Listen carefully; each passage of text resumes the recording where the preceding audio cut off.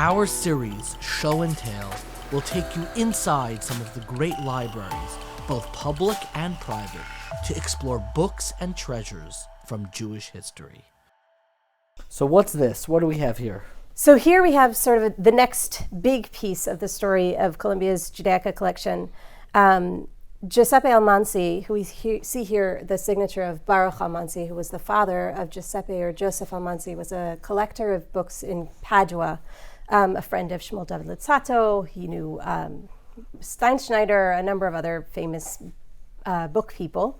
And his collection was joined with the collection of two other bibliophiles, Yaakov Emden and S.D. Lowenstein, who was the chief rabbi of Suriname in the mid-19th century. So his collection, again, Rav Yaakov Emden, Joseph Almanzi, and S.D. Lowenstein. Their collections were combined together. Yeah, they were combined together at a book dealer in Amsterdam. Frederick Mueller was the bookseller, and they were all sold at once. They were put up for sale in 1868, and ultimately sold to Temple Emanuel in New York in 1872.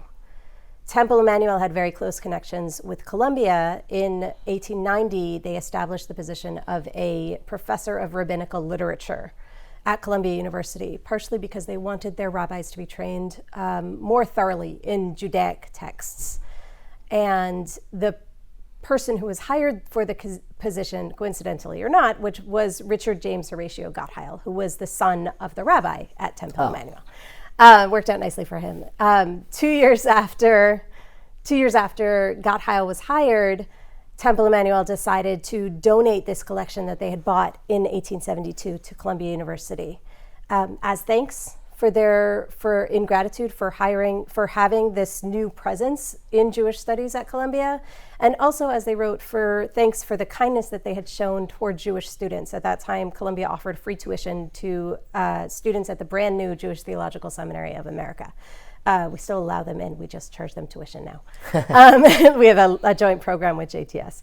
So as part of that gesture of thanks, they donated about 2,500 printed books and 45 manuscripts to the collection. Among them, this Machzor that we're looking at here, printed in 1711 in Venice. What's really interesting to me about it is the page prior to the first page of the printed text, which shows the family history of the Almanzi family. And if you look carefully, you can see that the handwriting changes here from an Italian semi-cursive to a very formal square and cursive also, but much more formal hand.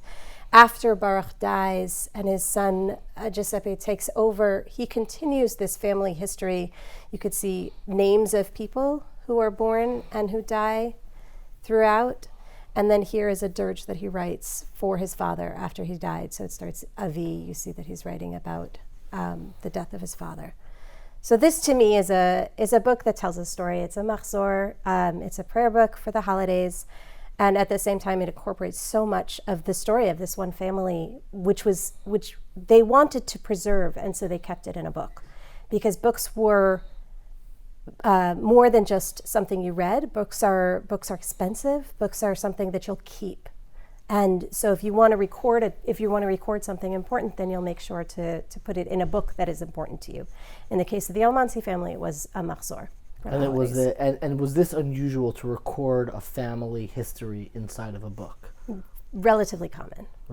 Yeah. Beautiful. So it's not a history per se. It is a history, but it's my son so and so was born on this date. My daughter was born on this date. So you see that it's a lot of dates. Sure. This over here, is this a poem? This is a poem that he writes. In the middle. Yeah, in the middle. He's writing, because I believe this is where he writes about the death of his father. And so he was very close with his father. It hit him hard when he died. And so he writes this, and then he wrote this additional piece, which actually has been printed as in part of his collected writings. Beautiful. And this is one of the original pieces from the Columbia Rare Judaica collection. Yeah, so this came with the Almanzi family library. Gotcha. So this was part of that second section after this 18th century and the late 19th century when this came into the library. Beautiful.